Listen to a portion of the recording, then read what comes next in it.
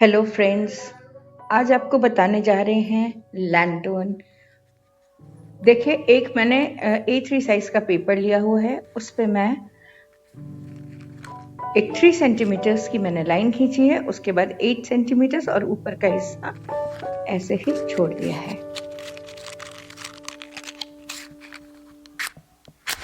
लाइनें बराबर से खींच लें। अब हम इसको इक्वली 4 सेक्शंस में डिवाइड करेंगे।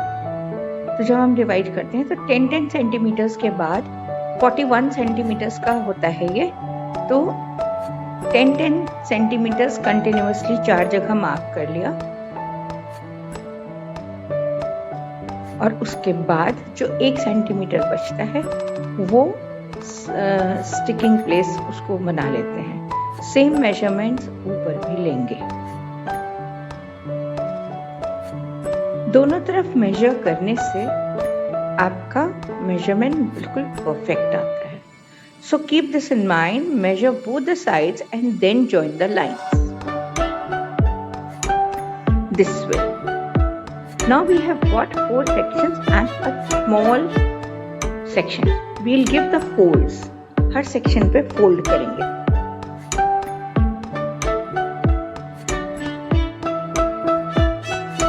उसको crease करिए, अच्छी तरह से press करेंगे।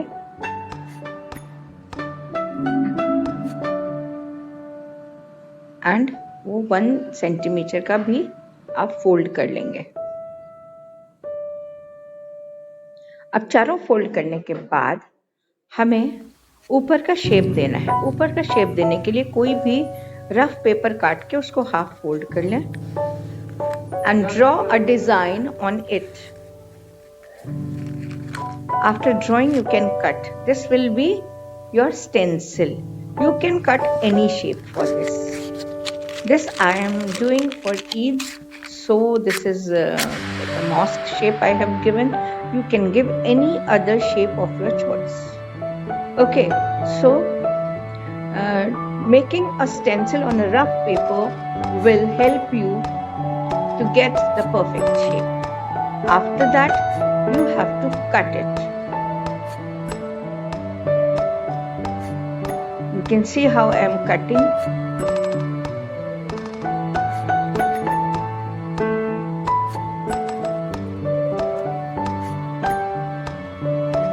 Always cut in a convenient way. If your scissor stucks, अगर हाथ फंसता है तो sections में काटिए, थोड़ा सा काटिए इधर से, थोड़ा सा काटिए उधर से। Okay,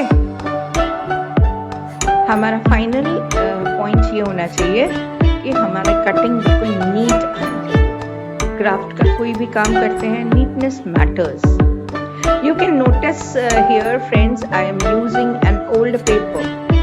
It was a waste paper, so I am using. You can always make best use out of waste things.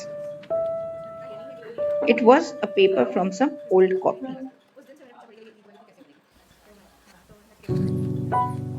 So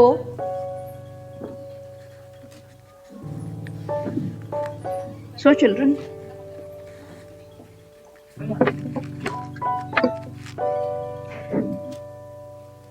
and my dear friends, for cutting the center, you can again cut a stencil of oval shape and you can place it on all the 4 sections and then you can draw it neatly.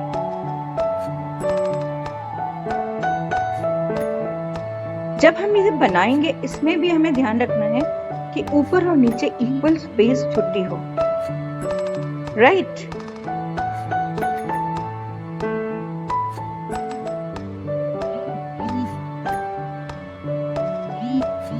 You can measure that all the spaces left up and down is equal. Then you have to cut it very precisely. You will cut this, since this is a lantern, हम इसमें एक cellophane paper लगाएंगे. You can put colored cellophane or you can put one color also. Many colors, multicolor or single color. You can use OHP sheets also.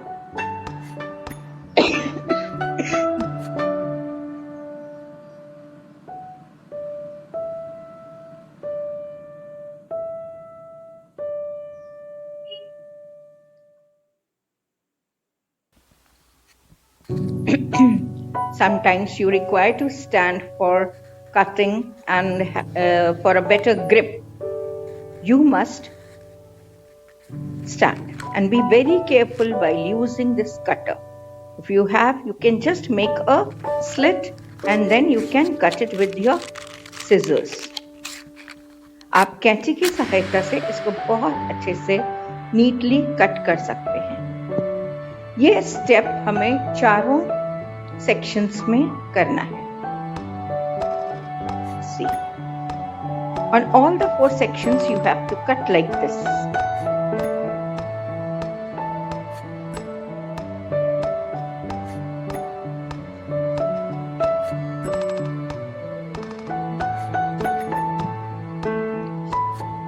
It takes patience and with a very, very fine grip you have to cut.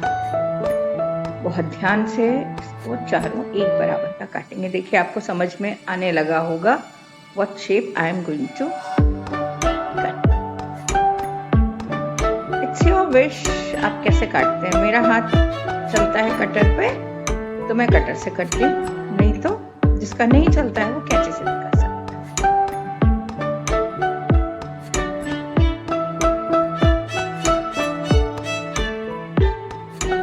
Now this is the pasting portion जो हम सबसे last में करेंगे step. ये step करने से पहले we can put cellophane paper or we can put OHP sheet with different patterns on it. वो आप जैसा चाहें वैसा कर सकते हैं। इसको टेप से लगाएं अच्छे से और 4 सेक्शंस में अलग अलग बनाएं, क्योंकि OHP शीट उतनी फाइन होगी नहीं, वो टर्न उतना फोल्ड प्रॉपरली होगी नहीं। आप डेकोरेशन के लिए बाहर की साइड लेस लगा सकते हैं, बेल्स लगा सकते हैं, वो आपके ऊपर है आप इसको कैसे डेकोरेट करते हैं। बॉर्डर के लिए कलर्ड पेपर लगा सकते हैं या फिर आप इसको ब्यूटीफुल पेंट कर सकते हैं। This is your creativity.